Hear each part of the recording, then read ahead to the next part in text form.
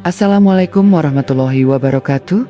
Selamat datang di channel Berbagi Kisah, tempat kita menyingkap rahasia sejarah yang jarang diungkap. Di sini kita akan membahas jejak-jejak masa lalu yang sering disembunyikan, khususnya tentang ajaran para nabi, perpecahan awal gereja, dan bagaimana tauhid berhadapan dengan Trinitas. Channel ini bukan sekadar hiburan, melainkan perjalanan investigatif, menggali fakta, membuka catatan lama, dan menghadirkan sudut pandang Islam berdasarkan riwayat yang syahih dari ulama Ahlus Sunnah wal Jamaah. Jika Anda ingin mengetahui kisah-kisah sejarah yang penuh intrik, menegangkan, dan membuka mata, tetaplah bersama kami, karena disinilah setiap episode akan membawa Anda lebih dekat pada kebenaran yang sesungguhnya. Bismillah, mari kita mulai ceritanya.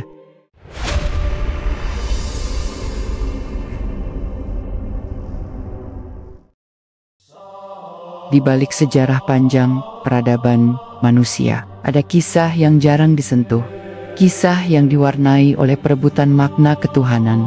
Dan kisah ini bermula pada masa-masa ketika ajaran Nabi Isa, putra Maryam, baru saja disebarkan. Isa datang membawa kabar gembira tentang kerajaan Allah yang penuh tauhid, menyeru manusia agar hanya menyembah Allah semata, sebagaimana yang disampaikan oleh para nabi sebelumnya. Tetapi seiring berlalunya waktu, ajaran murni ini mulai diperdebatkan, diubah, bahkan disusupi oleh tangan-tangan yang ingin menguasai agama demi kepentingan kekuasaan.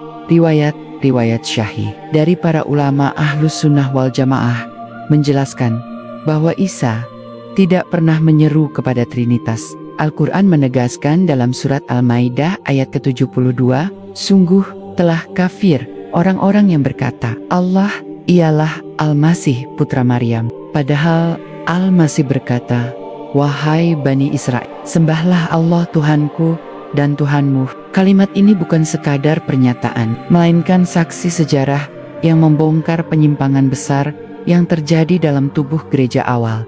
Di masa awal, pengikut Isa terbagi dalam kelompok-kelompok kecil. Sebagian tetap teguh menjaga tauhid.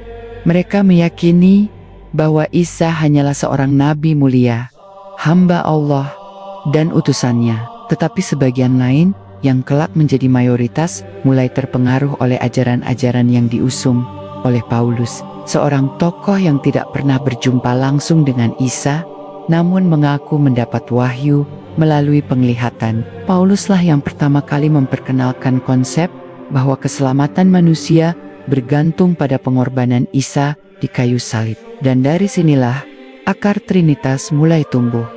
Sejarawan Muslim klasik menyinggung hal ini. Ibnu Katsir dalam tafsirnya menjelaskan bahwa Bani Israel terpecah dalam pandangan mereka tentang Isa. Ada yang berlebihan hingga menuhankannya, ada yang melampaui batas hingga menuduh ibunya, dan ada yang bersikap adil dengan mengakuinya sebagai nabi dan hamba Allah. Al-Quran menempatkan posisi umat Islam pada golongan ketiga ini, yang memuliakan Isa tanpa menuhankannya. Tetapi sejarah gereja menunjukkan bahwa suara-suara tauhid ini perlahan ditekan, disingkirkan, bahkan dilenyapkan dari naskah-naskah resmi. Konsili-konsili besar kemudian menjadi ajang untuk menyingkirkan ajaran tauhid. Konsili Naisya tahun 325 Masehi menjadi titik balik ketika Kaisar Konstantinus campur tangan dalam urusan akidah. Dengan dalih menyatukan kekaisaran, ia mendorong ajaran Trinitas untuk diresmikan. Sementara kelompok-kelompok yang menolak Trinitas dianggap sesat dan dilarang. Dari sinilah Injil-Injil yang beredar disaring, banyak kitab yang dihapus, sebagian disembunyikan, dan sebagian dihancurkan. Jejak keberadaan Injil Barnabas dan Injil-Injil lainnya yang menekankan tauhid menjadi bukti bahwa kebenaran pernah ada, namun dipaksa menghilang dari arus utama sejarah. Al-Quran sekali lagi menyingkapkan fakta ini dalam surat Al-Baqarah ayat ke-79, maka celakalah orang-orang yang menulis kitab dengan tangan mereka sendiri. Lalu dikatakannya ini dari Allah untuk memperoleh keuntungan yang sedikit saja. Maka celakalah mereka karena tulisan tangan mereka, dan celakalah mereka karena apa yang mereka perbuat. Ayat ini bukan hanya kritik terhadap sebagian orang Yahudi, tetapi juga menjadi gambaran bagaimana tradisi penyelewengan kitab suci berlanjut pada umat sesudahnya.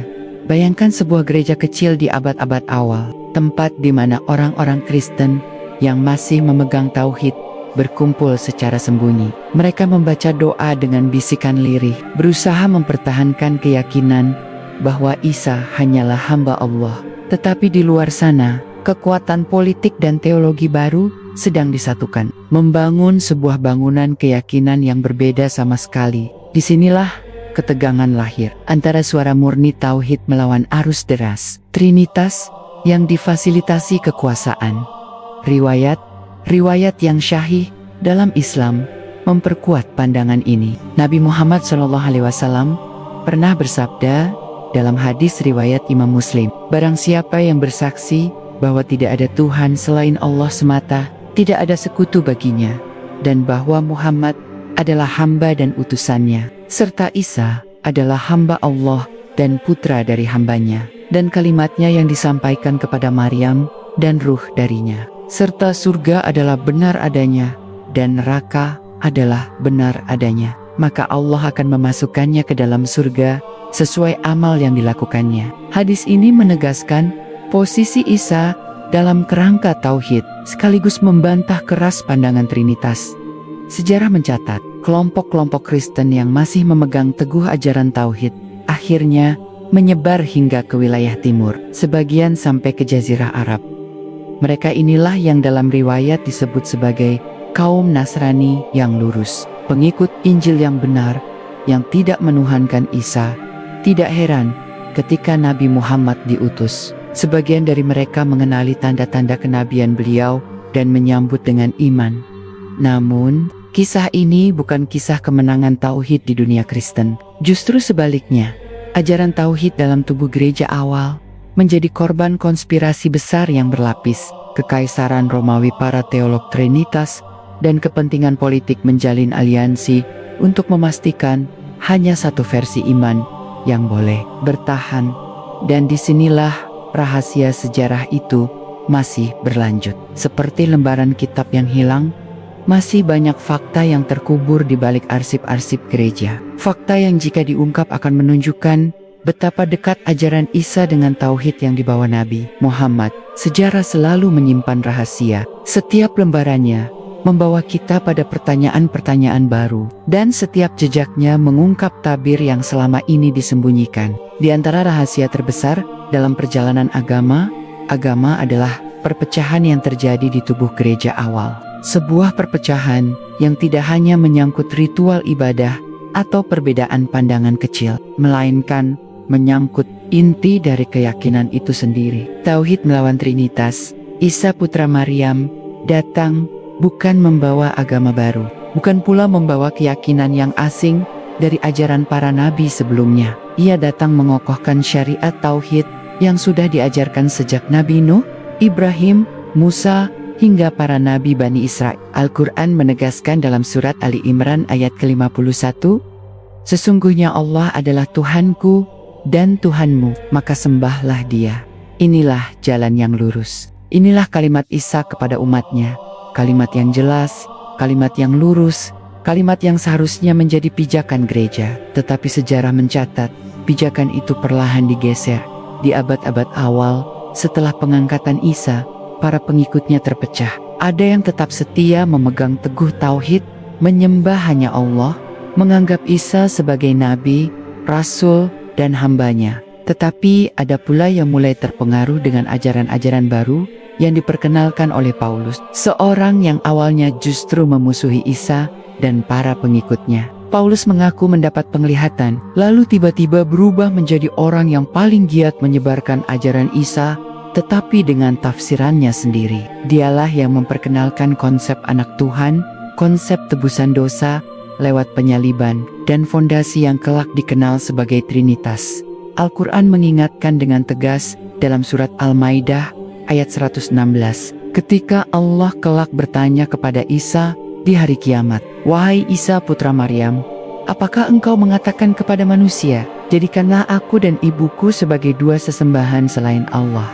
Isa menjawab, Maha suci Engkau, tidak patut bagiku mengatakan apa yang bukan hakku. Jika aku pernah mengatakannya, tentu Engkau mengetahuinya. Aku tidak pernah mengatakan kepada mereka, kecuali apa yang Engkau perintahkan kepadaku. Sembahlah Allah, Tuhanku dan Tuhanmu. Ayat ini bukan hanya penjelasan akidah, melainkan sebuah kesaksian yang menyingkap bagaimana umat Isa terpecah antara tauhid dan penyimpangan. Di balik itu semua, ada dinamika politik yang memainkan peran besar. Kekaisaran Romawi yang saat itu sedang berusaha menjaga stabilitas, melihat agama sebagai alat persatuan. Disinilah Konstantinus Kaisar Romawi masuk campur tangan. Ia memfasilitasi Konsili Nicaea pada tahun 325 Masehi, sebuah pertemuan besar para uskup untuk memutuskan doktrin resmi gereja. Pertemuan itu bukan diskusi ilmiah yang tenang, tetapi ajang perebutan kuasa. Mereka yang menolak Trinitas, yang tetap memegang tauhid, dianggap sesat. Mereka ditekan, dicap heretik, kitab-kitab mereka disita, dan komunitas mereka dibubarkan. Riwayat-riwayat Islam mengingatkan kita bahwa peristiwa semacam ini adalah pengulangan dari sejarah Bani Israel. Allah berfirman dalam surat Al-Baqarah ayat ke-79, maka celakalah orang-orang yang menulis kitab dengan tangan mereka sendiri, lalu mengatakan, ini dari Allah, untuk mendapatkan keuntungan sedikit. Maka celakalah mereka karena tulisan tangan mereka, dan celakalah mereka karena apa yang mereka perbuat. Penyimpangan, penambahan, dan penghapusan teks bukan hal asing. Injil yang seharusnya memuat kabar gembira tentang kedatangan Nabi terakhir pun mengalami nasib serupa, dihapus atau disamarkan demi kepentingan politik dan teologi. Bayangkan pada masa itu, di sebuah gereja kecil di wilayah timur kekaisaran, ada komunitas Nasrani yang masih teguh berpegang pada tauhid. Mereka berkumpul secara sembunyi, membaca doa, menyebut nama Allah dengan penuh khusyuk, dan meyakini Isa hanyalah hamba dan nabi. Tetapi di luar sana, arus besar Trinitas yang dilindungi kekuasaan terus menekan mereka. Mereka diburu, dikejar, sebagian harus melarikan diri jauh ke timur hingga ke Jazirah Arab. Inilah mengapa ketika Nabi Muhammad diutus, sebagian mereka segera mengenal kebenaran. Mereka adalah orang-orang yang disebut Al-Quran dalam surat Al-Maidah ayat 82. Pasti kamu dapati orang yang paling dekat persahabatannya dengan orang-orang beriman adalah orang-orang yang berkata, sesungguhnya kami ini orang Nasrani. Hal itu karena di antara mereka terdapat pendeta-pendeta dan rahib-rahib, dan karena mereka tidak menyombongkan diri.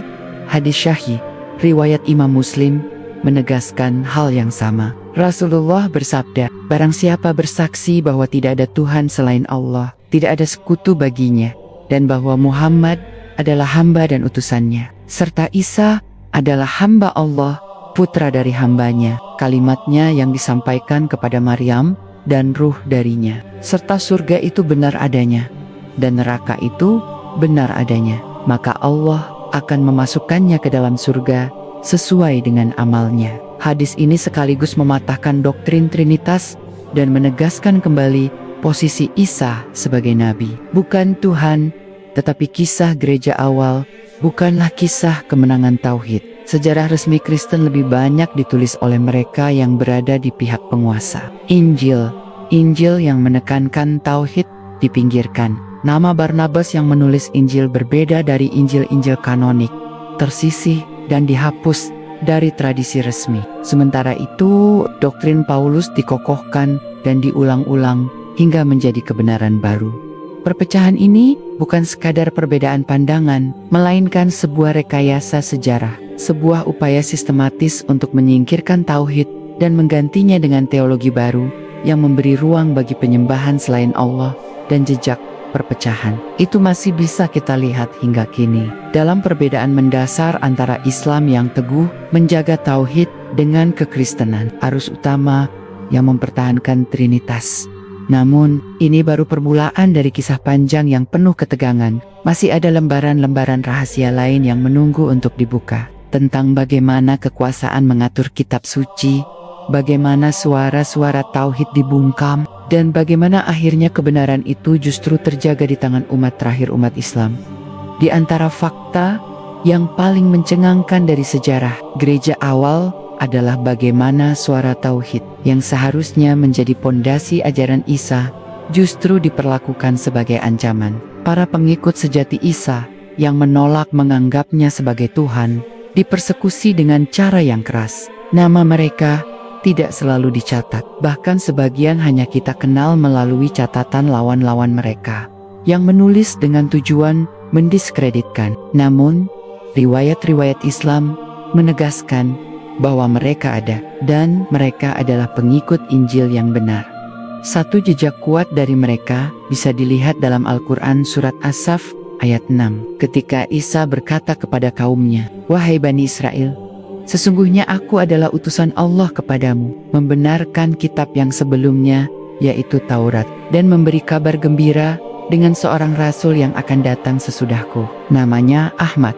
Ayat ini menyingkap kabar besar yang seharusnya menjadi inti dari Injil, nubuat tentang kedatangan Nabi Muhammad. Tetapi ketika Injil diubah, pesan ini disamarkan atau dihapus, diganti dengan tafsiran-tafsiran yang mendukung teologi baru.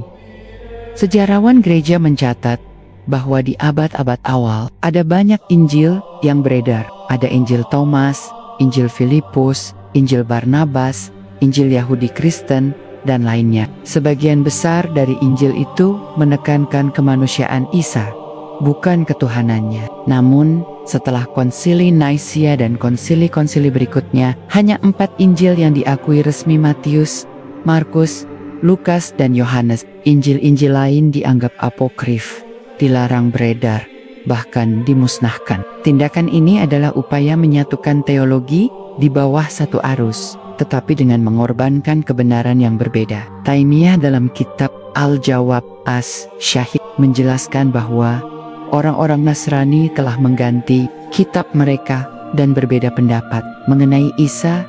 Ada yang berkata ia adalah Allah, ada yang berkata ia adalah anak Allah, dan ada yang berkata ia adalah hamba Allah.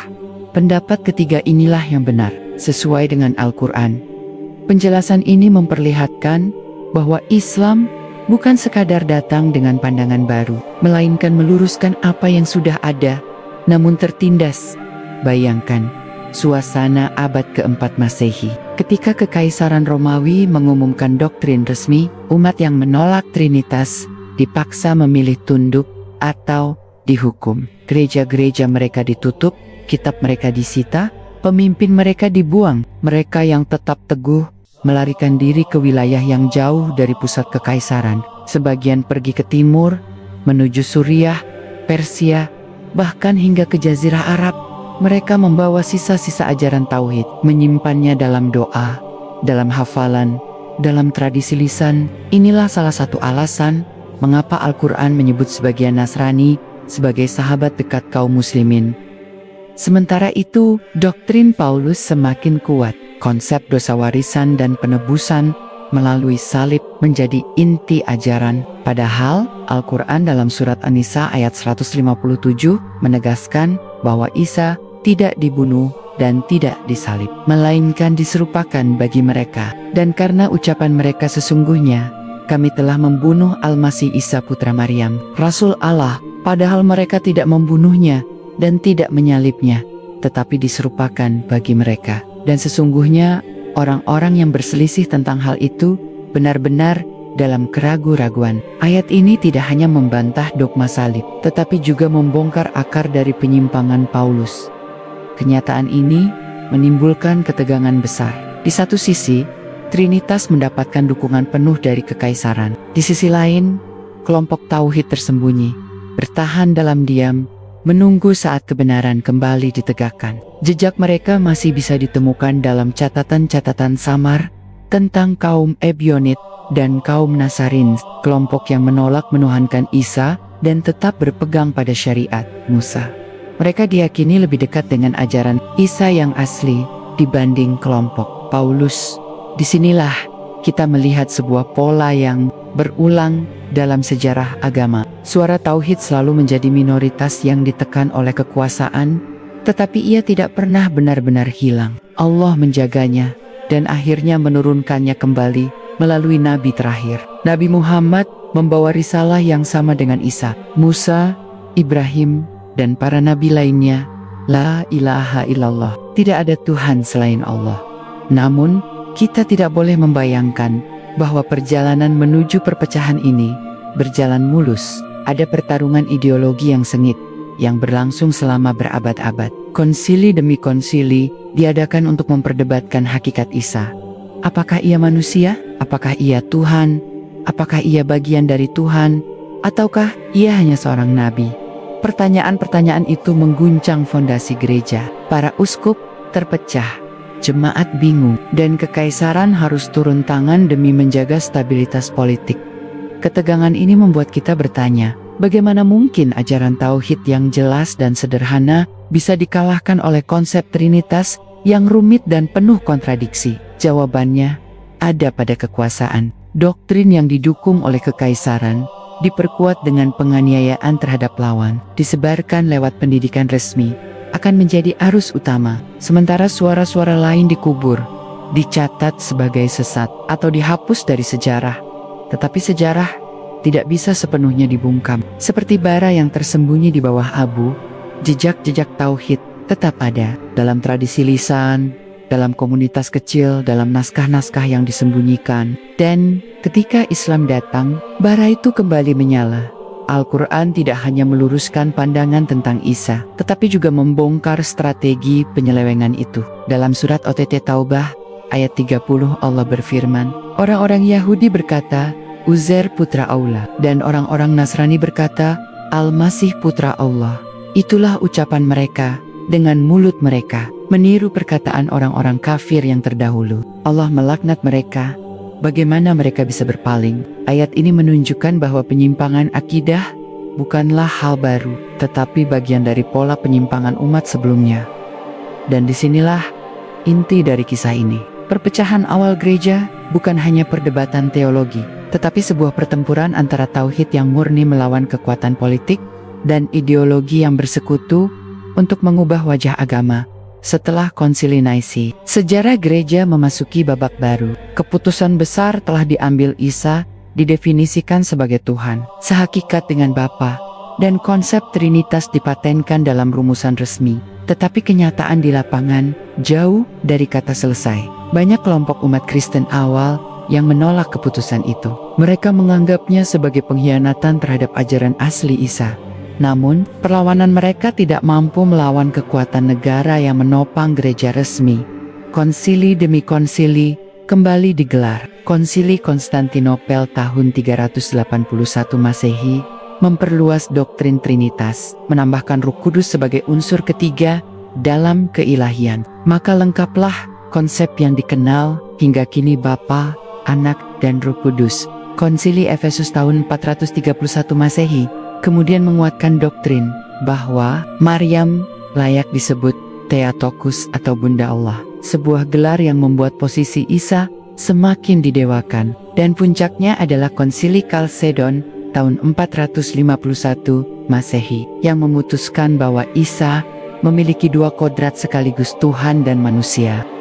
Setiap kali konsili digelar, setiap kali pula suara-suara tauhid ditekan lebih keras. Jemaat yang menolak rumusan Trinitas diusir, kitab-kitab mereka dibakar, dan nama-nama mereka dicatat sebagai bidat. Mereka disebut Arian, Nestorian, Ebionet, atau dengan label lain yang diberikan oleh pihak mayoritas. Tetapi sesungguhnya mereka adalah sisa-sisa pengikut Isa yang masih menjaga ajaran murni bahwa hanya Allah yang layak disembah. Ibnu Hazm, seorang ulama besar Andalusia, dalam kitab Al-Fasl fi Al-Milal wal Ahwa wa Nihal, menulis dengan tajam tentang kontradiksi ajaran gereja. Ia mengungkap bahwa penetapan Isa sebagai Tuhan adalah hasil keputusan manusia dalam konsili, bukan ajaran wahyu. Pernyataan ini bukan sekadar analisis, tetapi tuduhan langsung bahwa Trinitas adalah produk politik, bukan kebenaran agama. Bayangkan ketegangan itu. Di satu sisi, para uskup yang duduk di istana kekaisaran berdebat dengan rumusan filsafat Yunani, menggunakan istilah-istilah metafisika yang sulit dipahami jemaat awam. Di sisi lain, Ada kelompok kecil umat yang hanya ingin tetap menyembah Allah tanpa perantara, sebagaimana Isa mengajarkan. Tetapi suara mereka semakin lemah. Mereka tidak memiliki kekuatan militer, tidak memiliki perlindungan politik, dan tidak memiliki pengaruh ekonomi. Perlahan, mereka terpaksa bersembunyi atau pergi jauh dari pusat kekuasaan.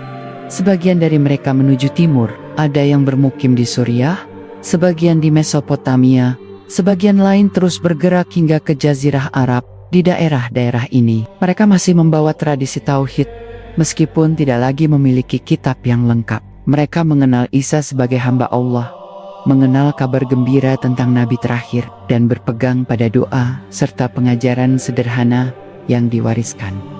Al-Quran dalam surat Al-Maidah ayat 82 menyebut mereka. Sesungguhnya kamu dapati orang-orang yang paling dekat. Persahabatannya dengan orang-orang yang beriman adalah orang-orang yang berkata, sesungguhnya kami ini orang Nasrani. Hal itu karena di antara mereka terdapat pendeta, dan rahib-rahib, dan karena mereka tidak menyombongkan diri. Ayat ini menggambarkan kelompok Nasrani yang rendah hati, yang masih menjaga kesucian iman mereka. Berbeda dari kelompok yang mengikuti arus besar Trinitas. Riwayat Islam menyebut pula tentang kaum Najran yang datang menemui Nabi Muhammad. Sebagian dari mereka masih memegang keyakinan berbeda, sebagian lain terombang-ambing. Tetapi percakapan mereka dengan Rasulullah memperlihatkan adanya sisa-sisa ajaran lama yang dekat dengan tauhid. Rasulullah tidak menutup pintu dialog, bahkan memberikan kesempatan untuk bermubahalah ketika mereka tetap menolak kebenaran. Semua ini menunjukkan bahwa di Jazirah Arab masih ada denyut ajaran Isa yang asli, meski sudah bercampur dengan penyimpangan. Tetapi yang paling mencengangkan adalah bagaimana kabar tentang Nabi terakhir tersimpan dalam tradisi mereka. Dalam Injil Yohanes, meskipun sudah melalui banyak perubahan, masih tersisa nubuat tentang kedatangan Parakletos, yang oleh sebagian penafsir diartikan sebagai Roh Kudus. Namun, sejumlah ulama Islam dan sejarawan berpendapat bahwa kata itu awalnya merujuk pada seorang nabi, yaitu Ahmad, sebagaimana disebut dalam surat As-Saff ayat ke-6. Jika naskah-naskah Injil yang asli masih ada, nubuat itu pasti jauh lebih jelas, tetapi penghapusan dan pengubahan teks telah mengaburkan kabar gembira itu. Sejarawan Muslim melihat inilah salah satu motif terkuat di balik penindasan terhadap kelompok tauhid. Mereka menyimpan kebenaran tentang kedatangan Nabi terakhir. Selama kebenaran itu ada, selama nubuat itu masih tersampaikan, Trinitas tidak akan kokoh.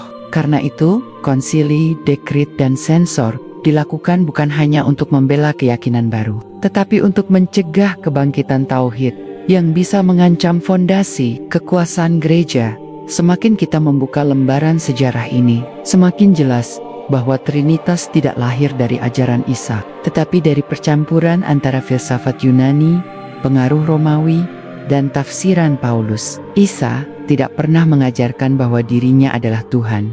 Ia selalu menunjuk ke arah Allah sebagai Tuhannya dan Tuhan umatnya. Tetapi gereja resmi memutuskan sebaliknya, dengan suara mayoritas, dengan tangan politik, bukan dengan wahyu. Kita bisa merasakan ketegangan itu hingga hari ini. Di satu sisi, Islam berdiri tegak dengan risalah tauhid yang murni, menyebut Isa sebagai nabi mulia. Di sisi lain, Kristen arus utama mempertahankan Trinitas sebagai inti iman. Perpecahan ini bukan perbedaan kecil, melainkan jurang besar yang berawal dari abad-abad awal gereja. Jurang yang lahir dari pilihan antara kebenaran wahyu dan keputusan konsili, dan lembaran sejarah yang tersembunyi ini terus memanggil untuk dibuka lebih jauh. Sebab, di balik penghapusan, pembakaran, dan pengaburan, selalu ada jejak yang tersisa. Jejak yang menunjukkan bahwa tauhid pernah hidup di tengah gereja, sebelum akhirnya ditenggelamkan oleh Trinitas. Sejarah gereja pada abad-abad setelah Konsili Kalsedon semakin condong pada penguatan Trinitas. Doktrin yang awalnya penuh kontroversi, kini dipaksa menjadi kebenaran tunggal. Ajaran-ajaran tauhid yang masih hidup di kalangan kecil umat Kristen makin terpinggirkan. Tetapi walaupun ditekan, suara itu tidak pernah benar-benar hilang. Mereka yang tetap bertahan pada keyakinan bahwa Isa hanyalah hamba dan rasul. Allah melanjutkan kehidupan mereka jauh dari pusat kekuasaan. Sebagian besar kelompok ini mencari perlindungan di kawasan timur, Mesopotamia, Syam, dan sebagian wilayah Jazirah Arab menjadi tempat pelarian. Mereka tidak lagi bisa menyebarkan kitab secara luas, tetapi mereka menjaga sisa-sisa ajaran itu dalam ingatan, dalam doa, dan dalam komunitas kecil yang bertahan. Di antara mereka, ada yang masih menyebut Allah sebagai Tuhan satu-satunya, tanpa sekutu. Kehadiran mereka di Jazirah Arab bukan kebetulan. Al-Quran menggambarkan keberadaan ahli kitab yang masih memiliki sisa-sisa kebenaran. Dalam surat Al-Baqarah ayat 146, Allah berfirman, orang-orang yang telah kami beri kitab, mereka mengenalnya sebagaimana mereka mengenal anak-anak mereka sendiri. Tetapi sesungguhnya segolongan di antara mereka menyembunyikan kebenaran, padahal mereka mengetahui. Ayat ini menjadi saksi bahwa sebagian ahli kitab, khususnya mereka yang menjaga tauhid, mengenali tanda-tanda kenabian Muhammad dengan jelas. Riwayat Islam menyinggung tentang rahib-rahib yang memiliki pengetahuan ini. Salah satu kisah terkenal adalah pertemuan Nabi Muhammad muda dengan seorang rahib bernama Buhaira di wilayah Syam. Buhaira melihat tanda kenabian dalam diri Muhammad, sesuatu yang ia ketahui dari kitab suci mereka. Kisah ini menunjukkan bahwa di kalangan Nasrani masih ada yang menyimpan pengetahuan asli tentang tauhid dan nubuat nabi terakhir. Namun, di sisi lain, arus besar gereja terus melangkah ke arah sebaliknya. Kekuasaan Romawi Timur, yang dikenal sebagai Bizantium, menjadi pelindung utama gereja Trinitas. Mereka memperluas pengaruh ke wilayah-wilayah jajahan, menekan kelompok yang tidak sejalan, Nestorion, Arian, dan kelompok-kelompok lain yang menolak Trinitas hidup di bawah bayang-bayang penganiayaan. Sebagian mereka lari ke Persia, sebagian lagi ke Arabia.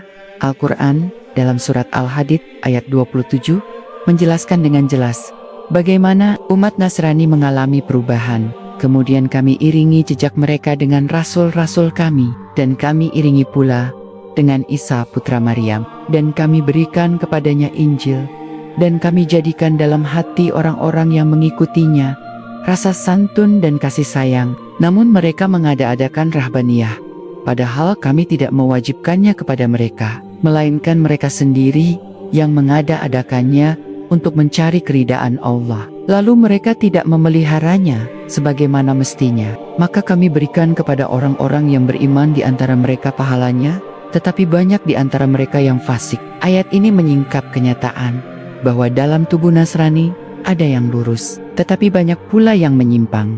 Bayangkan suasana di Jazirah Arab sebelum kerasulan Nabi Muhammad. Di Mekah, kaum Quraisy masih menyembah berhala, tetapi di luar Mekah, di wilayah Najran, Syam, dan Habasyah, terdapat komunitas Nasrani. Sebagian dari mereka sudah terikat kuat dengan Trinitas, tetapi sebagian lainnya masih menyimpan keyakinan tauhid yang samar. Mereka inilah yang kemudian menjadi saksi bahwa risalah Islam sejalan dengan ajaran Isa yang asli ketika Islam datang. Al-Quran tidak hanya mengoreksi penyimpangan Nasrani, tetapi juga membela Isa dari tuduhan yang keji. Dalam surat Maryam ayat 30, Isa berkata, "Sesungguhnya aku adalah hamba Allah.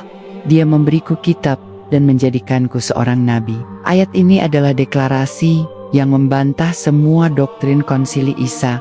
Bukan Tuhan, bukan anak Tuhan, melainkan hamba Allah. Kata-kata ini bukan karangan baru, melainkan gema dari ajaran yang pernah dijaga kelompok kecil, tauhid dalam tubuh gereja.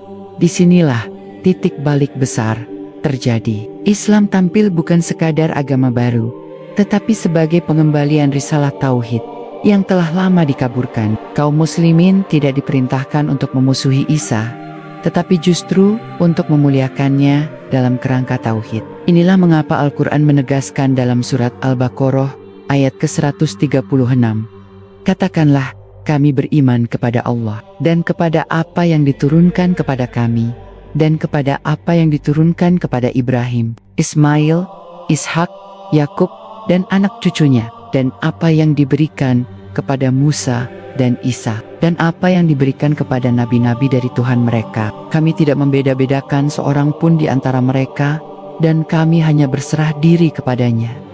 Perpecahan gereja awal kini tampak jelas dalam kacamata sejarah Islam. Di satu sisi, ada arus besar yang mengikuti Paulus, mengadopsi filsafat Yunani, dan membangun doktrin Trinitas melalui konsili-konsili. Di sisi lain, ada kelompok kecil yang berusaha mempertahankan tauhid, meski ditekan habis-habisan. Kelompok terakhir ini akhirnya menemukan jawabannya dalam risalah Islam. Mereka melihat bahwa apa yang mereka jaga secara sembunyi-sembunyi, kini tegak kembali dengan jelas. Tetapi tentu, perjalanan ini tidak berhenti di sini. Masih ada lapisan-lapisan sejarah lain yang harus diungkap. Bagaimana gereja memperlakukan kitab-kitab yang berbeda. Bagaimana Injil Barnabas dan naskah-naskah lain menghilang. Dan bagaimana pertemuan Islam dengan Kristen selanjutnya menjadi babak baru dalam perebutan makna Isa Putra Maryam. Seiring menguatnya cengkeraman doktrin Trinitas di bawah naungan Kekaisaran Romawi. Langkah yang paling menentukan adalah penyingkiran teks yang tidak sejalan. Sejarah mencatat, gereja bukan hanya berdebat soal makna, tetapi juga menentukan kitab mana yang boleh dibaca, mana yang dianggap sesat. Proses kanonisasi ini tidak berlangsung singkat, butuh berabad-abad, hingga daftar kitab yang kini dikenal sebagai Perjanjian Baru benar-benar ditetapkan.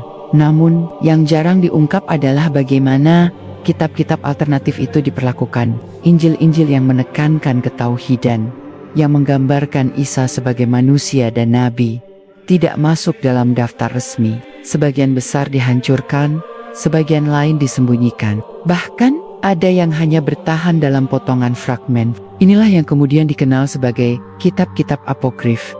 Salah satu kitab yang paling menggemparkan dalam sejarah adalah Injil Barnabas. Nama Barnabas sendiri disebut dalam Kisah Para Rasul dalam Perjanjian Baru. Seorang murid yang dekat dengan Isa dan menolak ajaran Paulus. Injil yang dikaitkan dengannya memuat pesan yang sangat berbeda. Isa digambarkan sebagai utusan Allah, bukan Tuhan. Bahkan dalam versi manuskrip yang kemudian ditemukan berabad-abad kemudian, terdapat nubuat tentang datangnya seorang nabi setelah Isa, yang disebut dengan nama Ahmad.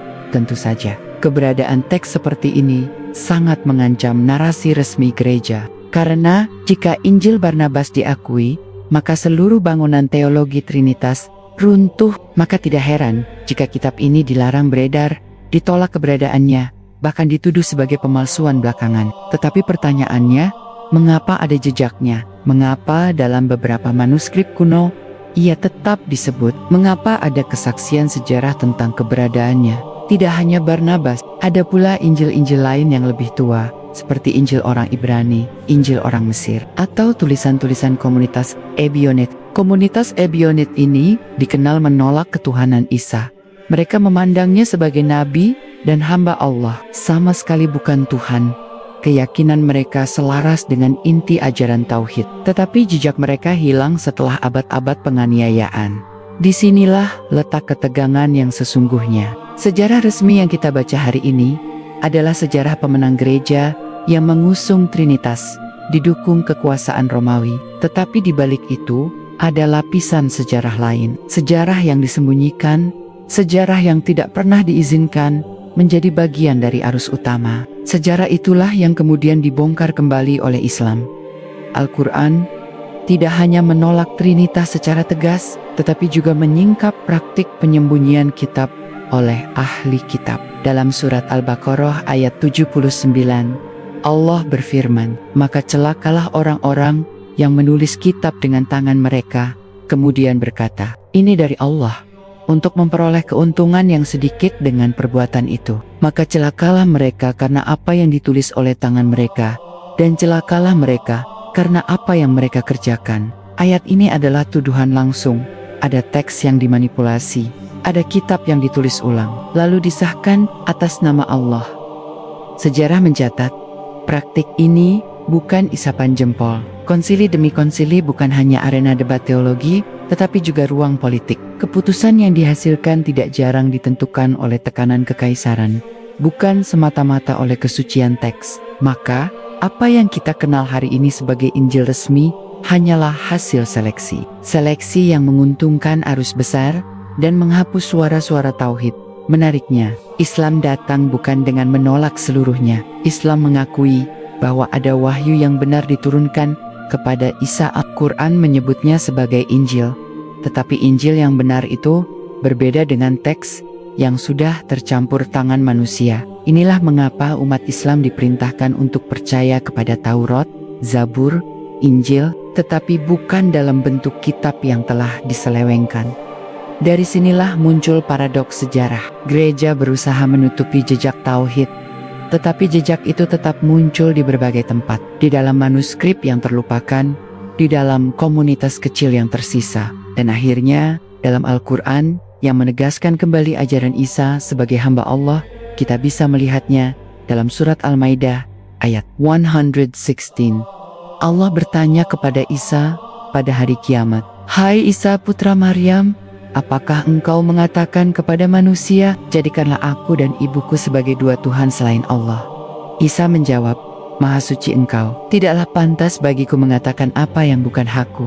Jika aku pernah mengatakannya, tentulah engkau mengetahuinya. Engkau mengetahui apa yang ada pada diriku, dan aku tidak mengetahui apa yang ada padamu. Sesungguhnya engkaulah yang maha mengetahui perkara yang gaib." Ayat ini adalah bantahan langsung terhadap Trinitas, sekaligus pembelaan bagi Isa dari penyimpangan yang menimpanya. Tetapi cerita ini tidak berhenti pada penghilangan kitab. Setelah Islam tegak, benturan dengan Kristen Trinitas memasuki babak baru. Pertemuan dengan utusan Nasrani Najran di Madinah menjadi titik penting.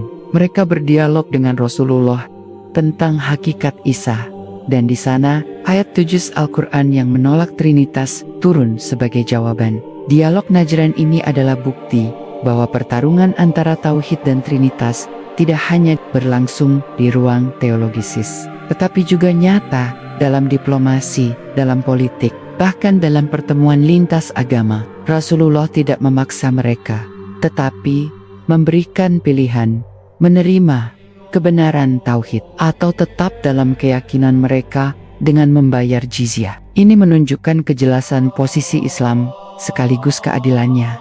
Namun, benturan itu tidak pernah benar-benar selesai. Perjalanan sejarah setelah wafatnya, Rasulullah menunjukkan bagaimana kekuatan gereja Trinitas masih berusaha mempertahankan dominasinya. Perang salib, penjajahan, hingga penyebaran misi Kristen ke dunia Islam, semuanya adalah kelanjutan dari benturan awal ini. Pertarungan antara ajaran Isa yang asli dan ajaran yang diselewengkan, dan di setiap fase itu, rahasia lama selalu muncul kembali. Naskah-naskah yang hilang tiba-tiba ditemukan. Sejarah yang ditutupi muncul kembali ke permukaan. Seakan ada tangan tak terlihat yang menjaga agar kebenaran Tauhid tidak pernah benar-benar punah. Setelah turunnya wahyu pertama kepada Rasulullah di Gua Hira, dakwah Islam perlahan mulai membangun pengaruh di Jazirah Arab. Mekah, pusat perdagangan dan peribadatan jahiliyah, menjadi titik awal perlawanan. Tetapi di luar Mekah, ada kekuatan besar yang jauh lebih tua dan mengakar. Komunitas Yahudi di Yatsrib, serta komunitas Kristen yang tersebar di Najran, Syam, dan Habasyah. Islam tidak datang dalam ruang hampa. Islam turun di sebuah dunia yang telah lama dipengaruhi oleh dua kekuatan kitab sebelumnya, Yahudi dan Nasrani. Maka sejak awal, ayat 19 sudah mengoreksi, menegaskan, dan sekaligus meluruskan keyakinan mereka. Jika kaum Quraisy diperangi karena syirik menyembah berhala, maka ahli kitab diperingatkan karena penyimpangan dari wahyu yang asli. Salah satu peristiwa paling terkenal adalah kedatangan utusan Nasrani Najran ke Madinah. Mereka adalah rombongan besar, terdiri dari para pemimpin gereja dan bangsawan, datang untuk berdialog langsung dengan Rasulullah. Tujuan mereka jelas, membela posisi mereka tentang Isa. Mereka tetap berpegang bahwa Isa adalah anak Tuhan, bagian dari Trinitas, meskipun Rasulullah menegaskan sebaliknya. Dialog itu berlangsung sengit. Rasulullah membacakan ayat-ayat Al-Quran yang turun khusus menjawab klaim mereka. Salah satunya adalah surat Ali Imran ayat ke-59. Sesungguhnya perumpamaan Isa di sisi Allah adalah seperti Adam Allah menciptakannya dari tanah. Kemudian Allah berfirman kepadanya, "Jadilah, maka jadilah ia." Ayat ini menghancurkan klaim ketuhanan Isa. Jika Isa lahir tanpa ayah dianggap alasan menjadikannya Tuhan, maka Adam lebih pantas dianggap demikian, karena ia lahir tanpa ayah dan ibu. Tetapi tidak ada yang menyembah Adam, maka alasan mereka runtuh. Rasulullah juga mengajak mereka kepada mubahalah, sebuah doa bersama untuk memohon laknat Allah diturunkan kepada pihak yang berdusta. Tetapi ketika mereka melihat keberanian Rasulullah datang bersama keluarga sucinya, mereka mengurungkan niat. Mereka sadar kebenaran bukan berada di pihak mereka, namun mereka memilih tetap dalam keyakinan mereka dan sepakat membayar jizyah sebagai tanda tunduk pada pemerintahan Islam. Peristiwa ini menunjukkan bahwa sejak awal Islam tidak menyembunyikan posisi tegasnya terhadap Trinitas. Islam menawarkan dialog, memberi bukti, tetapi juga menantang dengan doa laknat jika mereka bersikeras. Keberanian ini menunjukkan bahwa perpecahan gereja bukan sekadar urusan internal Kristen, tetapi kini telah mencapai babak baru. Islam berdiri sebagai pembela tauhid, melawan narasi Trinitas yang telah mengakar ratusan tahun. Tidak hanya di Najran, sejarah juga mencatat pengaruh Kristen Habasyah. Sebelum hijrah ke Madinah, sebagian sahabat Nabi diperintahkan hijrah ke negeri Habasyah untuk mencari perlindungan. Di sana mereka bertemu dengan Raja Najasyi, seorang penguasa Kristen. Tetapi berbeda dengan Najran, Najasyi dikenal adil dan terbuka. Ketika sahabat membacakan ayat-ayat Al-Quran tentang Maryam dan Isa, Najasyi menangis hingga janggutnya basah. Ia berkata bahwa apa yang dibawa Nabi Muhammad sejalan dengan apa yang ia ketahui dari Injil yang benar.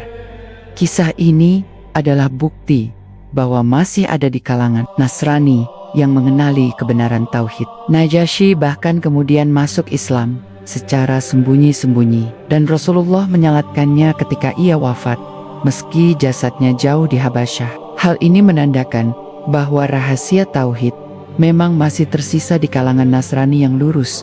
Namun, konfrontasi terbesar adalah dengan kekuatan Bizantium. Kekaisaran Romawi Timur, pelindung utama gereja Trinitas, merupakan musuh politik sekaligus teologis Islam.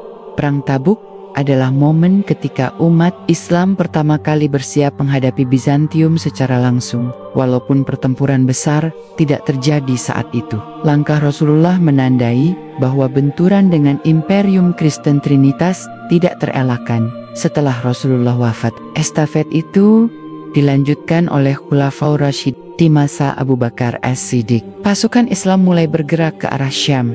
Di masa Umar bin Khattab, Bizantium benar-benar dikalahkan. Yerusalem, kota suci yang selama ini menjadi pusat konflik Yahudi, Nasrani, dan akhirnya Islam, jatuh ke tangan kaum muslimin tanpa pertumpahan darah besar. Perjanjian Umar dengan penduduk Yerusalem menjadi bukti toleransi Islam. Kaum Nasrani diberi kebebasan beribadah, tetapi posisi Trinitas tetap ditolak sebagai kebenaran. Penaklukan Syam dan Mesir bukan hanya soal wilayah, itu adalah simbol jatuhnya dominasi teologi Trinitas di tanah yang pernah menjadi saksi ajaran Isa. Tidak hanya menaklukkan tanah, tetapi juga meluruskan sejarah. Tempat-tempat yang dulunya menjadi basis penyebaran Injil, kini menjadi pusat penyebaran Al-Quran. Dan ironisnya, di saat Islam makin kuat, gereja makin kehilangan naskah-naskah tauhidnya. Setiap penemuan manuskrip di kemudian hari menunjukkan bahwa jejak itu pernah ada, tetapi ditekan, dihapus, atau disembunyikan. Dengan demikian, perpecahan awal gereja antara tauhid dan Trinitas tidak pernah benar-benar selesai. Ia berpindah panggung dari internal Kristen ke benturan langsung dengan Islam. Dan di sini, sejarah memasuki babak baru, perebutan makna. Isa putra Maryam di hadapan umat manusia, berabad-abad setelah perpecahan awal gereja. Setelah konsili demi konsili menetapkan doktrin Trinitas sebagai fondasi, dunia seolah menerima bahwa inilah satu-satunya wajah kekristenan. Injil resmi Matius, Markus, Lukas dan Yohanes dianggap sebagai satu-satunya sumber otoritatif. Tetapi sejarah punya cara sendiri untuk membongkar kebenaran abot demi abot. Naskah-naskah kuno yang terkubur, yang dianggap hilang, perlahan muncul kembali. Penemuan demi penemuan ini menggemparkan dunia akademik, tetapi jarang sampai ke telinga masyarakat luas. Karena setiap penemuan tersebut membawa pesan yang mengancam bangunan teologi resmi gereja. Pesan bahwa tauhid pernah hidup kuat dalam tubuh umat Nasrani. Salah satu yang paling mengguncang adalah penemuan Dead Sea Scrolls atau gulungan laut mati pada tahun ke-1947. Naskah-naskah kuno ini ditemukan oleh seorang penggembala Badui di Gua-Gua Qumran dekat Laut Mati. Manuskrip itu berasal dari sekitar abad pertama sebelum Masehi hingga abad pertama Masehi. Meski sebagian besar terkait dengan komunitas Yahudi, banyak isinya yang memberi gambaran tentang kerinduan mereka akan hadirnya seorang nabi akhir zaman. Mereka menanti sosok yang akan membawa kebenaran, seorang Mesias yang sejati. Yang menarik, corak tulisan Qumran menunjukkan penekanan kuat pada tauhid. Tidak ada konsep Trinitas. Bahkan gambaran tentang Mesias lebih dekat dengan pemahaman Islam, seorang manusia yang diutus, bukan Tuhan yang menjelma. Penemuan ini menimbulkan pertanyaan besar. Apakah mungkin bahwa keyakinan awal tentang Isa lebih dekat dengan tauhid daripada dengan Trinitas? Beberapa tahun kemudian, penemuan lain mengguncang dunia. Nag Hammadi Library di Mesir pada tahun ke-1945. Sekumpulan naskah Koptik kuno yang berisi Injil-Injil dan tulisan-tulisan yang selama ini tidak masuk dalam kanon gereja. Di antara naskah itu ada Injil Thomas, Injil Filipus, dan Injil Kebenaran. Isi dari beberapa Injil tersebut menyingkap pandangan berbeda tentang Isa. Ia digambarkan sebagai guru hikmah, pembawa pesan dari Allah, tetapi tidak pernah disebut sebagai Tuhan yang harus disembah. Beberapa naskah bahkan menolak keras penyembahan kepada Isa, menegaskan bahwa hanya Allah yang layak disembah.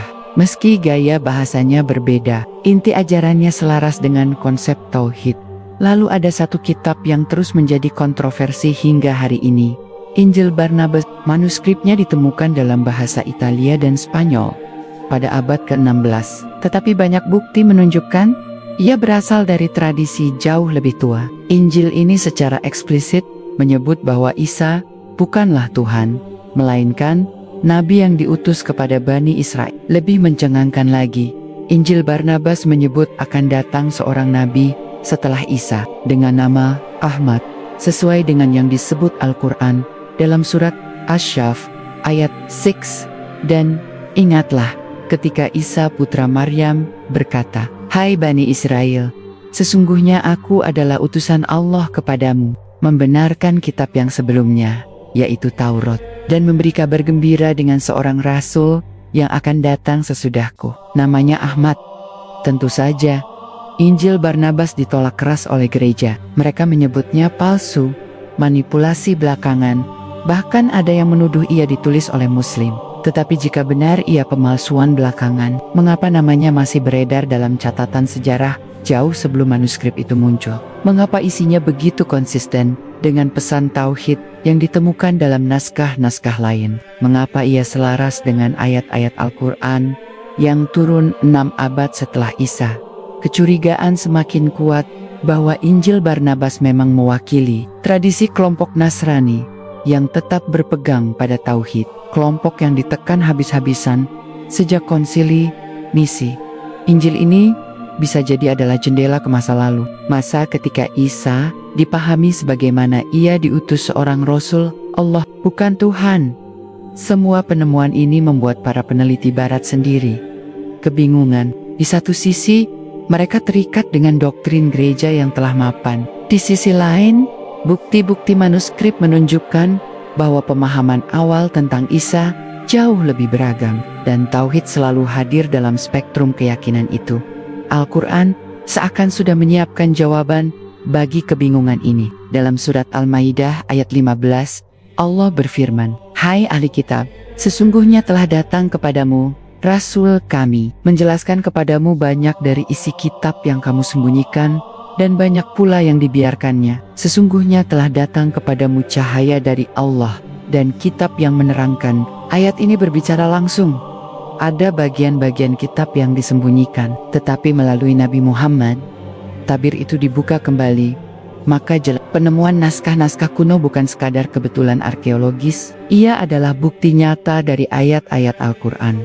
Sejarah yang disembunyikan muncul kembali, membuktikan bahwa kebenaran tauhid tidak pernah bisa dipadamkan sepenuhnya. Namun, kisah ini tidak berhenti pada penemuan naskah, karena setelah itu, benturan antara Islam dan gereja memasuki babak baru yang jauh lebih keras, perang salib. Sebuah pertempuran besar yang tidak hanya memperebutkan tanah suci, tetapi juga memperebutkan makna Isa di hadapan dunia.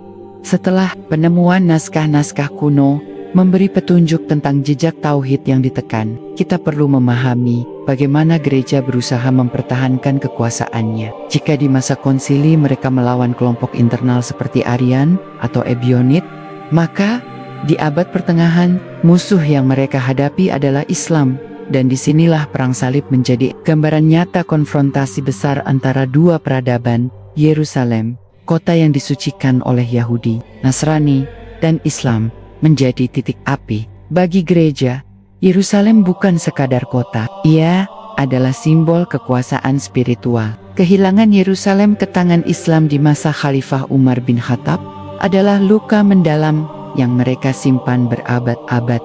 Selama beberapa abad, dunia Islam menguasai Syam, Mesir, dan sebagian besar tanah suci. Tetapi kekuatan gereja di Eropa tidak tinggal diam. Paus Urbanus II pada tahun 1095 memanggil seluruh umat Kristen Eropa untuk melakukan perang suci, merebut kembali Yerusalem. Maka dimulailah rangkaian panjang perang salib yang berlangsung hampir 2 abad. Seruan ini bukan sekadar urusan tanah, tetapi juga soal teologi. Gereja membingkai perang ini sebagai upaya mempertahankan iman. Seolah-olah Islam adalah ancaman terbesar bagi ajaran Trinitas. Tetapi dalam narasi sejarah Islam, ini adalah bukti nyata bahwa gereja tidak mampu menghadapi Islam hanya dengan argumentasi. Mereka memilih jalan pedang.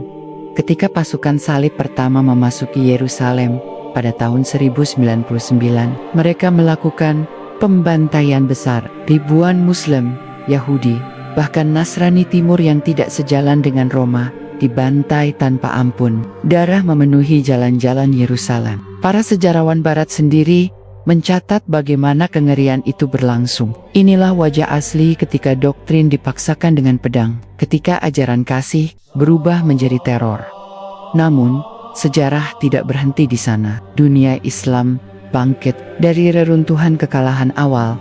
Muncul tokoh-tokoh besar seperti Imaduddin Zanki, Nuruddin Mahmud, hingga puncaknya Salahuddin Al-Ayyubi. Sosok Salahuddin bukan hanya seorang panglima, tetapi simbol kebangkitan tauhid melawan Trinitas.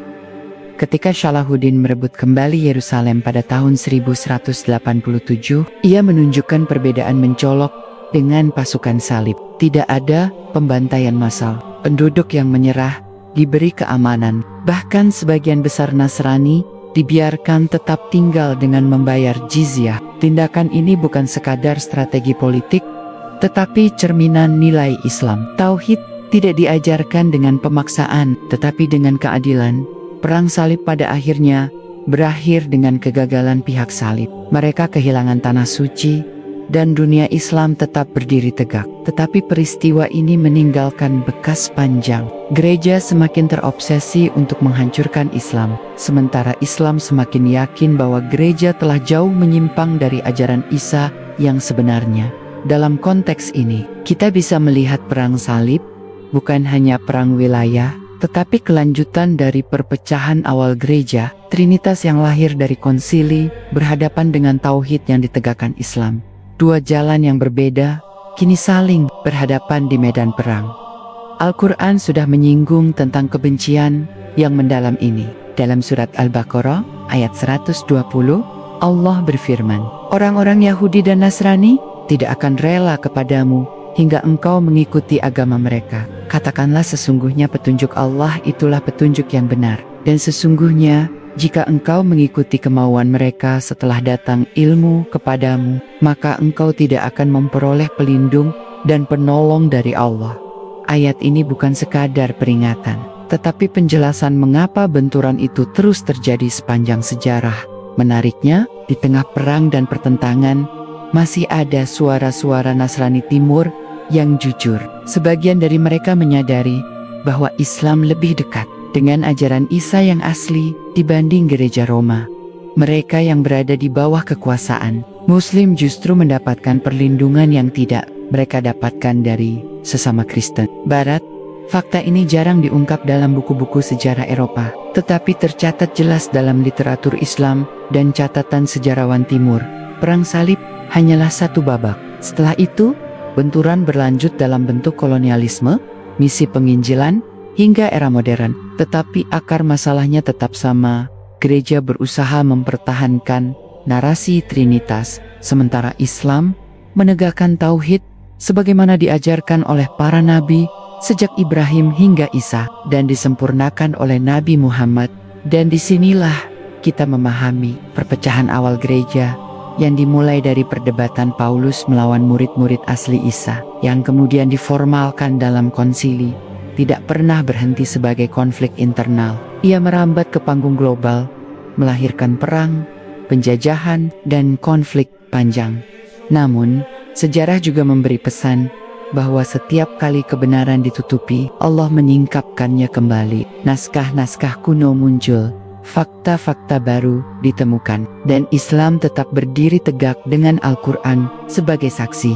Ketika Perang Salib gagal menguasai dunia Islam, gereja dan kekuatan Barat menyadari bahwa pedang tidak selalu mampu menundukkan umat yang berpegang teguh pada tauhid. Maka strategi berubah. Dari perang fisik, mereka beralih ke perang ideologi, ilmu, dan budaya. Inilah awal kolonialisme modern.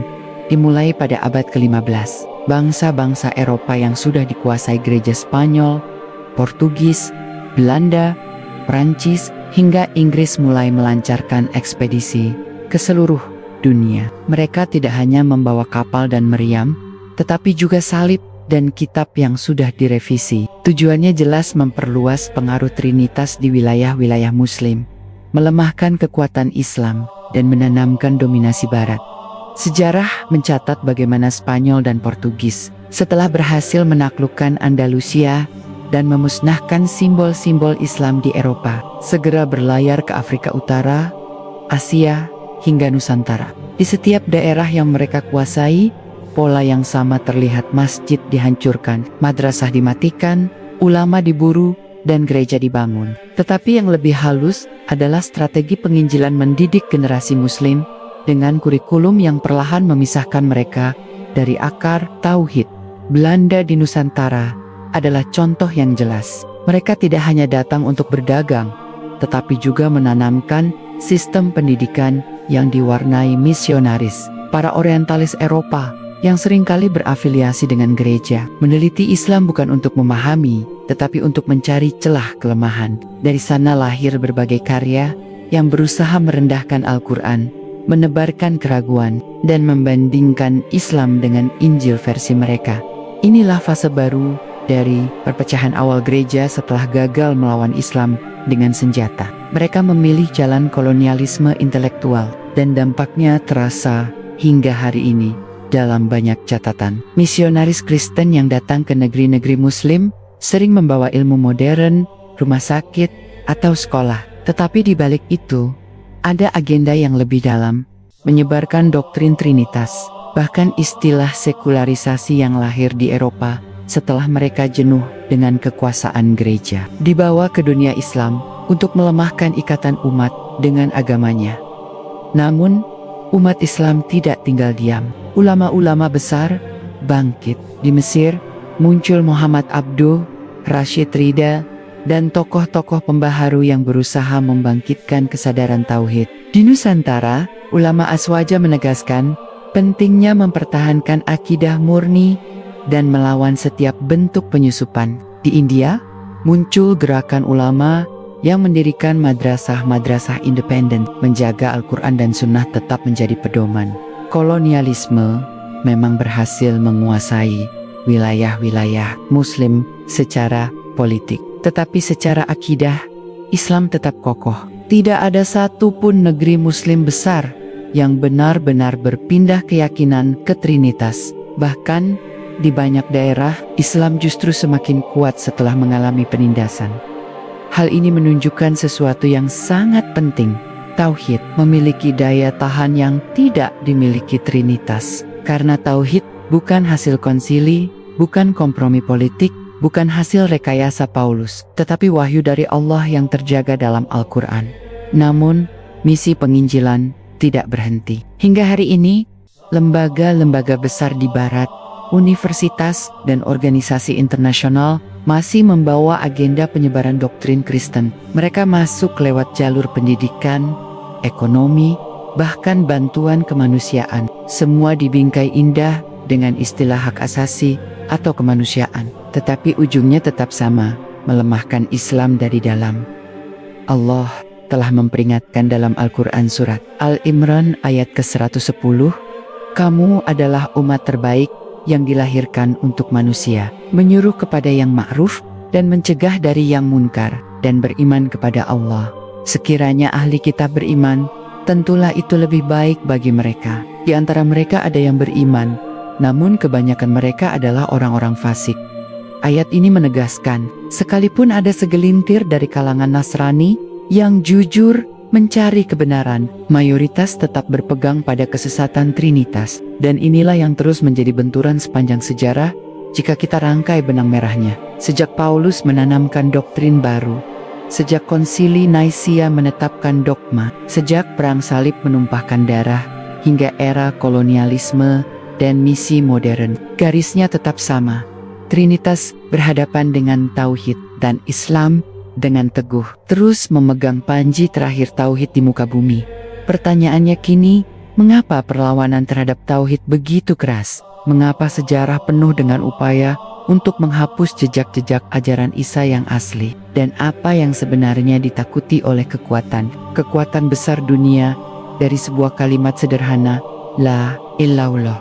Abad ke-20 membuka babak baru dalam sejarah. Panjang perpecahan gereja dan konfrontasi dengan Islam. Jika sebelumnya gereja menggunakan pedang dalam perang salib, lalu beralih ke kolonialisme dan misi penginjilan, maka di era modern strategi menjadi lebih halus, lebih sistematis, dan lebih global. Pada tahun 1948, berdirilah negara Israel di jantung dunia Islam. Bagi sebagian orang, ini sekadar konflik politik. Namun, jika dilihat dari lensa sejarah panjang antara tauhid dan Trinitas, kita bisa melihat kaitan yang lebih dalam. Zionisme Yahudi tidak berdiri sendiri. Dukungan kuat datang dari negara-negara Barat yang mayoritas Kristen, khususnya dari Vatikan dan Gereja Protestan di Amerika. Pertanyaannya, mengapa mereka mendukung berdirinya Israel? Padahal sejarah mencatat bahwa Yahudi dan Kristen memiliki permusuhan panjang. Jawabannya ada pada agenda besar, melemahkan dunia Islam. Tauhid yang dibawa Islam dianggap ancaman terhadap hegemoni peradaban Barat yang lahir dari doktrin Trinitas. Dukungan gereja terhadap Zionisme bukan hanya politik, tetapi juga teologisis. Dalam ajaran sebagian kelompok Kristen, kembalinya Yahudi ke Palestina dianggap sebagai syarat turunnya Isa untuk kedua kalinya. Maka, isu Palestina tidak hanya soal tanah, tetapi juga soal tafsir keagamaan yang dipelintir untuk mendukung kepentingan tertentu. Di sisi lain, Vatikan memainkan peran yang sangat unik. Setelah Konsili Vatikan kedua, pada tahun 1960-an, Gereja Katolik mencoba memperbaiki citranya di mata dunia Islam. Mereka menggunakan pendekatan dialog antar agama, seolah-olah ingin membangun jembatan damai. Tetapi jika kita teliti, dialog ini bukan netral. Ia adalah jalan baru untuk memperhalus misi penginjilan.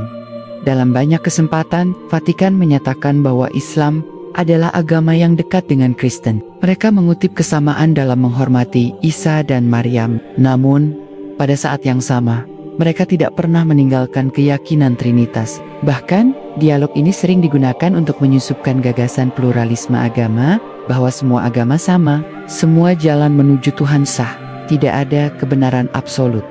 Konsep ini sangat berbahaya, karena meruntuhkan tauhid dari dalam. Jika semua agama dianggap sama, maka kalimat La ilaha illallah kehilangan maknanya. Inilah perang ideologi modern, bukan lagi dengan pedang, tetapi dengan wacana, pendidikan, media, dan politik global. Di tengah situasi ini, umat Islam menghadapi tantangan besar. Kolonialisme fisik memang berakhir, tetapi kolonialisme pemikiran justru semakin kuat. Generasi muda Muslim dibanjiri informasi dari media barat, kurikulum pendidikan yang diwarnai orientalisme, hingga budaya populer yang mengikis identitas. Semua ini adalah bentuk baru dari perang panjang Trinitas melawan Tauhid.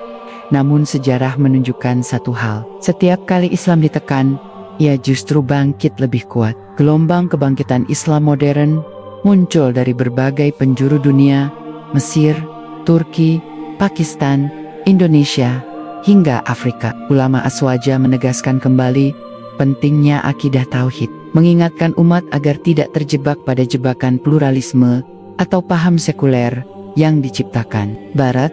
Al-Quran Surat Asy-Syaf ayat 8 memberikan gambaran yang tepat. Mereka ingin memadamkan cahaya Allah dengan mulut mereka, tetapi Allah tetap menyempurnakan cahayanya, meskipun orang-orang kafir membencinya. Ayat ini bukan hanya peringatan, tetapi juga janji bahwa Tauhid tidak akan pernah padam.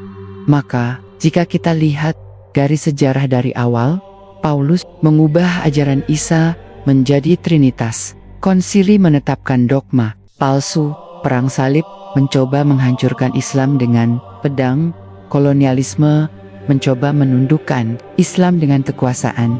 Era modern mencoba melemahkan Islam dengan ideologi global. Namun, semua itu gagal menghancurkan Tauhid. Islam tetap berdiri tegak dengan Al-Quran yang terjaga, sunnah Nabi yang terpelihara, dan ulama Aswaja yang terus menjaga kemurnian akidah. Disinilah letak rahasia yang jarang diungkap. Perpecahan awal gereja bukan sekadar urusan internal Kristen. Ia adalah titik awal benturan besar antara dua jalan-jalan rekayasa manusia dan jalan wahyu Allah, dan sepanjang sejarah, benturan itu terus berulang dalam berbagai bentuk.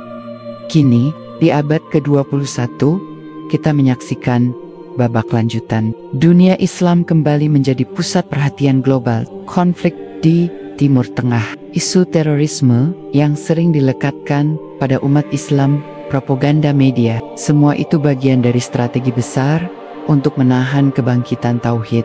Tetapi, sebagaimana sejarah membuktikan, kebenaran tidak bisa dipadamkan. Fakta-fakta lama yang disembunyikan mulai muncul kembali. Naskah-naskah kuno yang membuktikan Isa tidak pernah mengajarkan Trinitas kini ditemukan. Penelitian sejarah semakin membongkar manipulasi Paulus dan gereja awal, dan generasi Muslim semakin sadar bahwa mereka adalah penjaga terakhir Tauhid di muka bumi.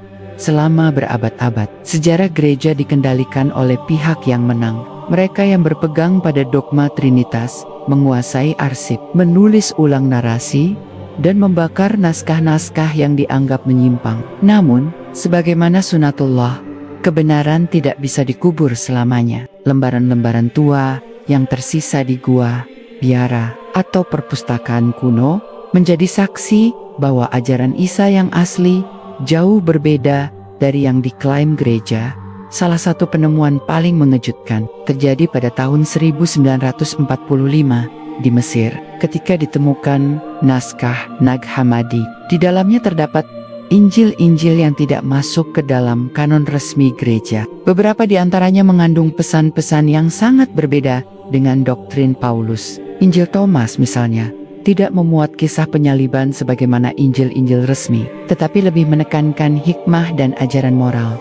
Lalu pada tahun 1947, dunia digemparkan dengan penemuan gulungan laut mati di Qumran, Palestina. Gulungan-gulungan ini berasal dari komunitas Yahudi Essence sezaman dengan Isa Al-Masih. Isinya memperlihatkan kehidupan spiritual yang sangat dekat dengan konsep Tauhid murni, menyembah satu Tuhan tanpa sekutu. Sangat berbeda dari gagasan Trinitas yang lahir kemudian. Para peneliti, termasuk dari Barat sendiri, mencatat adanya kemiripan antara ajaran komunitas ini dengan pesan Al-Quran tentang para nabi. Ada pula Injil Barnabas, naskah yang meski keberadaannya sering ditolak oleh gereja, tetap bertahan dalam sejumlah versi bahasa Latin dan Italia. Injil ini menegaskan bahwa Isa bukan Tuhan, melainkan Nabi utusan Allah. Bahkan, Injil Barnabas dengan jelas menyebutkan tentang kedatangan seorang nabi terakhir setelah Isa yang bernama Ahmad, sebagaimana disebut dalam Al-Quran surat Asy-Syaff ayat ke-6. Fakta ini tentu sangat meruntuhkan fondasi Trinitas, sehingga tidak heran jika naskah ini dikecam habis-habisan oleh gereja. Menariknya, dalam Al-Quran, Allah sudah memberi isyarat tentang adanya pengubahan wahyu. Dalam surat Al-Baqarah ayat 79, Allah berfirman, "Maka celakalah orang-orang yang menulis kitab dengan tangan mereka sendiri, lalu berkata ini dari Allah untuk mendapatkan keuntungan yang sedikit. Maka celakalah mereka karena apa yang ditulis tangan mereka, dan celakalah mereka karena apa yang mereka perbuat." Ayat ini terasa semakin nyata ketika kita melihat bagaimana konsili gereja menentukan kitab mana yang boleh dibaca dan mana yang harus dimusnahkan. Fakta-fakta ini semakin diperkuat dengan penelitian sejarah modern. Banyak ahli barat sendiri yang kini mulai mengakui bahwa doktrin Trinitas bukan ajaran Isa, melainkan hasil rekayasa politik kekaisaran Romawi. Para teolog Kristen progresif pun ada yang berani menyuarakan bahwa Yesus tidak pernah mengklaim dirinya Tuhan, tetapi suara-suara ini sering dipinggirkan oleh gereja arus utama. Dalam literatur Islam klasik, para ulama aswaja sudah lama menjelaskan hal ini. Imam Ibnu Taimiyah dalam kitab Al-Jawab Asy-Syahih Liman Badala Din Al-Masih menegaskan bahwa Injil yang ada telah banyak mengalami perubahan, dan bahwa Isa diutus hanya untuk Bani Israel dengan membawa syariat Tauhid. Imam Fakhruddin Ar-Razi dalam tafsirnya juga menjelaskan panjang lebar bagaimana ayat 1000 Al-Quran membantah Trinitas dan penyaliban. Semua ini sejalan dengan bukti-bukti arkeologis yang baru ditemukan. Kini, ketika naskah-naskah itu mulai terbuka ke publik, benturan lama kembali terasa. Gereja berusaha mengendalikan narasi dengan menyebutnya apokrif, palsu, atau tidak otentik. Tetapi semakin mereka menolak, semakin banyak orang justru penasaran. Dan disinilah umat Islam memiliki posisi unik. Al-Quran sudah sejak 14 abad lalu menyatakan bahwa Isa hanyalah hamba Allah, bukan Tuhan. Kenyataan bahwa naskah-naskah kuno ini mengarah pada kesimpulan yang sama dengan Al-Quran adalah hal yang mencengangkan. Seolah lembaran sejarah yang terkubur ribuan tahun akhirnya muncul untuk menjadi saksi kebenaran wahyu terakhir. Maka, ketika kita membuka kembali jejak-jejak rahasia ini, kita melihat pola yang konsisten. Isa menyeru pada tauhid. Paulus mengubahnya menjadi Trinitas. Konsili mengesahkan dogma baru. Gereja membakar naskah tauhid. Islam datang membawa klarifikasi, dan kini naskah-naskah kuno kembali muncul membenarkan Al-Quran. Semua ini menegaskan satu hal, tidak ada yang mampu menghapus kebenaran, meskipun ia ditutup rapat berabad-abad.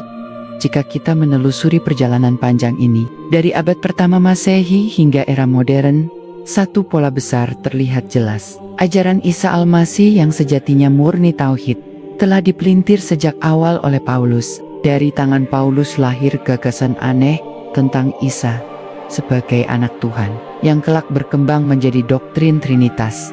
Perpecahan itu semakin diperkuat dalam konsili Naisi, ketika suara-suara murid Isa yang asli, yang masih memegang tauhid ditindas, sementara dogma baru dijadikan hukum resmi oleh kekaisaran. Sejak saat itu, gereja menjadi mesin politik, bukan lagi pewaris ajaran suci. Mereka membakar naskah-naskah yang tidak sejalan, mengusir kelompok yang menolak Trinitas, dan memaksa seluruh umat menerima doktrin baru.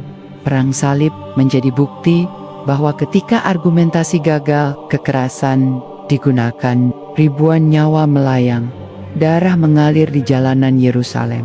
Semua demi mempertahankan doktrin yang sejatinya rapuh. Tetapi tauhid tetap berdiri. Salahuddin Al-Ayyubi menunjukkan bahwa keadilan Islam jauh lebih tinggi dibanding teror pedang gereja.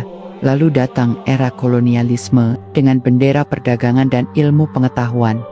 Misionaris menyusup, membawa Trinitas ke negeri-negeri Muslim. Tetapi sekali lagi, akidah umat tidak roboh, Islam bertahan, bahkan semakin kokoh. Di era modern, mereka mencoba jalan lain, dialog antar agama, pluralisme, bahkan propaganda global. Tetapi semua itu justru membuka semakin banyak ruang bagi umat untuk kembali melihat fakta. Al-Quran sejak awal telah memberi jawaban. Naskah-naskah kuno yang muncul di abad ke-20 semakin memperkuat ini. Injil Barnabas, Gulungan Laut Mati, dan naskah Nagih Hammadi semuanya menunjukkan jejak tauhid yang coba dihapus. Fakta ini bukan sekadar catatan sejarah, tetapi kesaksian nyata bahwa kebenaran tidak bisa dipadamkan. Al-Quran Surat Asy-Syaff ayat 6 dengan tegas mencatat ucapan Isa, "Wahai Bani Israel, sesungguhnya Aku adalah utusan Allah kepadamu, membenarkan apa yang ada dalam Taurat sebelumku, dan memberi kabar gembira tentang seorang Rasul yang akan datang sesudahku, yang namanya Ahmad." Ayat ini adalah penutup dari segala misteri yang coba ditutupi. Isa sendiri sudah memberi kabar tentang kedatangan Nabi terakhir, dan itu adalah Nabi Muhammad.